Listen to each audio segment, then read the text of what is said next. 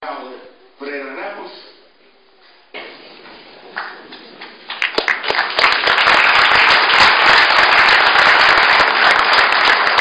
Professora da nossa Universidade, da Faculdade de Letras. Queremos dar a apresentação, eu subscrevi os títulos, porque acima de qualquer título está o cidadão, que eu desejo inicialmente. Cidadão, no caso, muito obrigada por dar.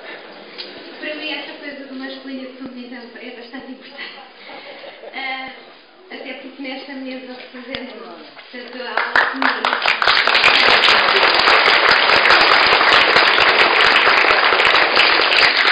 Gostaria que estivessem mais mulheres, infelizmente não estão, mas espero ter para o meu sexo uma representação adequada. Começo por saudar a todos e todas que estão aqui presentes, agradecer à organização por esta iniciativa tão premente e urgente e agradecer o convite que me fizeram para poder dizer aqui estas palavras. Sou, entre os oradores, como acabei de dizer, a única mulher e a mais nova. Tenho mais coisa menos coisa, a idade do 25 de Abril, e pude viver a minha vida em liberdade e democracia.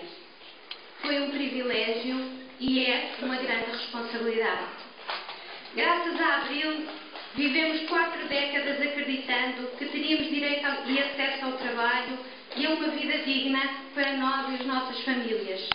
Que os nossos filhos e filhas poderiam frequentar uma escola pública igual e de qualidade. Que a universidade, onde estamos, seria cada vez mais um lugar onde os jovens teriam a formação que garantiria o seu futuro, bem como o desenvolvimento e a prosperidade do país. Acreditávamos no Sistema Nacional de Saúde e na Segurança Social e no direito a uma velhice tranquila depois de longos anos de trabalho. Enquanto mulheres, vimos consagrados direitos que nos permitiam acreditar que alcançaríamos a igualdade no trabalho, na participação política, nas funções sociais e a liberdade nas escolhas sobre as nossas vidas e os nossos corpos. Acreditávamos e trabalhávamos para isso, enquanto portugueses e portuguesas, mas também enquanto europeus e europeias.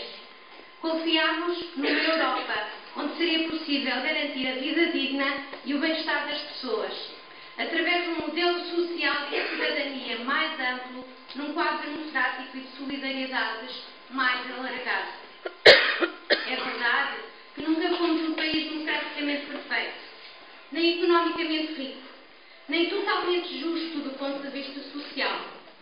Houve sempre, e infelizmente, desempregados, pobres e excluídos por um lado e grandes fortunas por outro.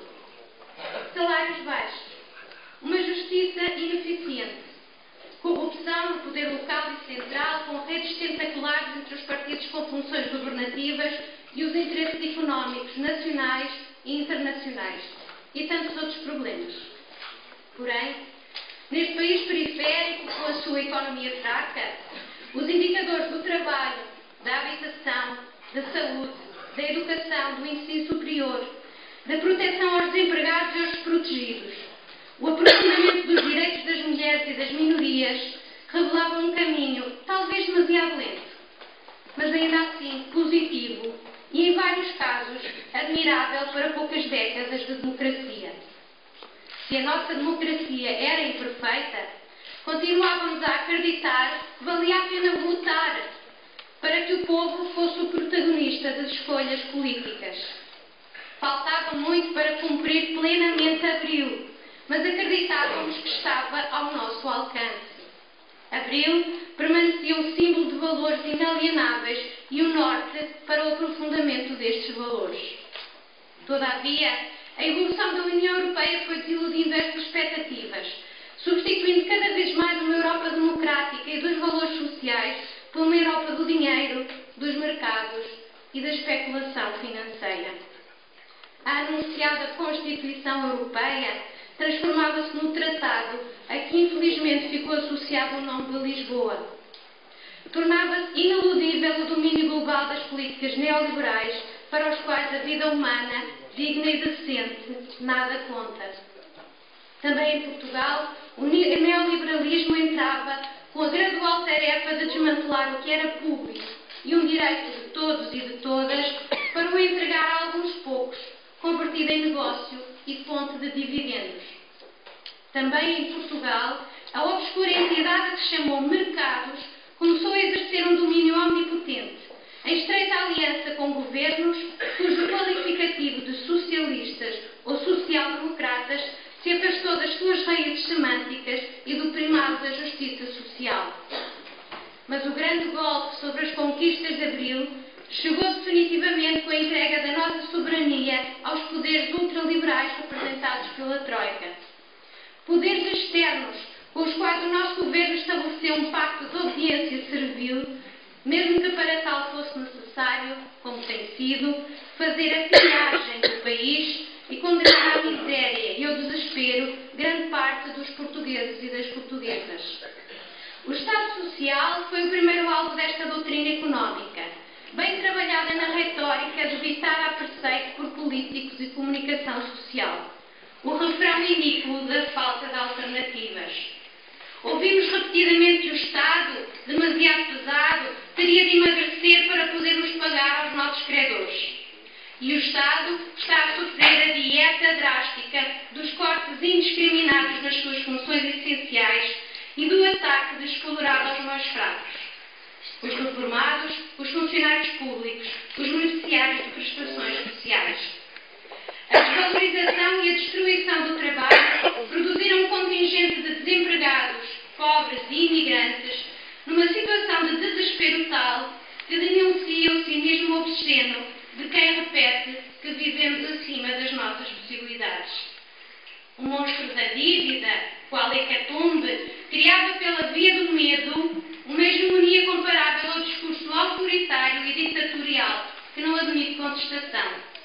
O pluralismo democrático sucumbia a esta via única. A pertença inacessibilidade das soluções, que em nada resolvem os problemas do país, diminui a democracia, afasta os cidadãos da política, diz-lhes o contrário do que Abril lhes dissera, que não têm voz nem poder de decisão.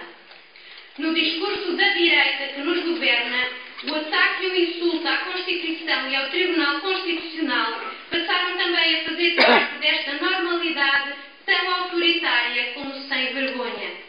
Gozar pelas instituições democráticas, como vimos a semana passada com o referendo aprovado pelo PSD, é, aliás, mais um exemplo do modo como o partido que lidera o governo demonstra falta de respeito pela sociedade portuguesa e pela democracia.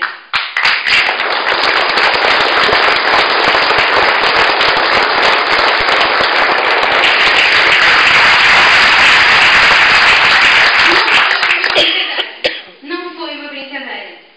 Foi o reflexo do sentimento de impunidade das forças conservadoras que julgam poder levar a cabo o seu projeto de destruição do país sem oposição.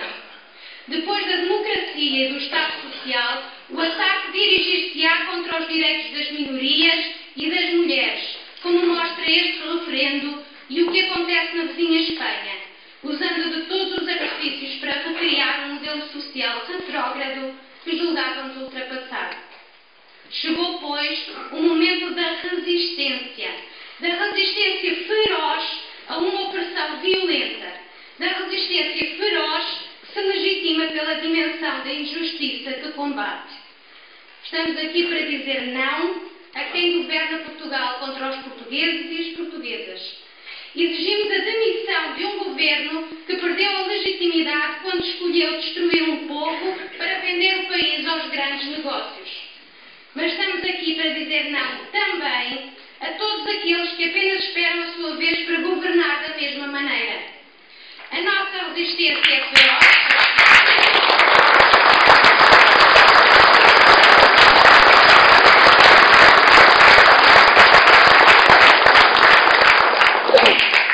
A nossa resistência é feroz, mas consistente, porque aponta para um rumo radicalmente novo, um rumo inverso às políticas atuais.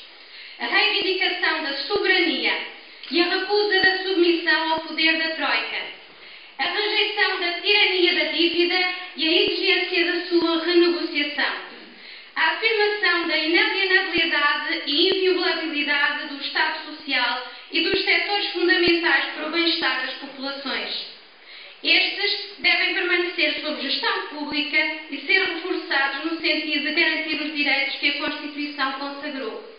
Os direitos ao trabalho, à habitação, à educação, à saúde, à justiça, à proteção social, à igualdade entre homens e mulheres e à não discriminação.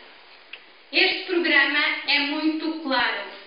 Desobedece à Europa das troicas, colocando os portugueses e as portuguesas à frente de quaisquer credores, com o seu séquito de bancos e usurários.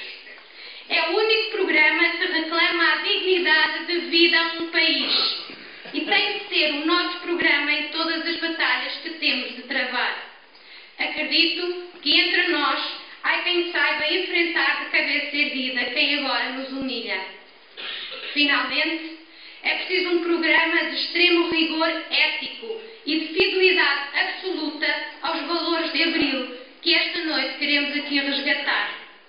Só Abril pode ser a medida da Constituição, da democracia e do Estado Social que queremos, e não da Constituição sem direitos, da falsa democracia e do Estado sem povo que eles querem. Sei que no final desta sessão entoaremos o hino nacional. Pessoalmente, preferia que cantássemos a grândula. Se o fizéssemos, saberíamos com mais rigor ao que vimos. Estaríamos provavelmente mais exigentes e mais fortes na união e na mobilização que se impõe na defesa urgente dos valores de Abril. Saberíamos dizer a este governo e à Troika e à nova ditadura que estrangula o país o que dissemos em Abril há 40 anos. O povo é quem mais ordena.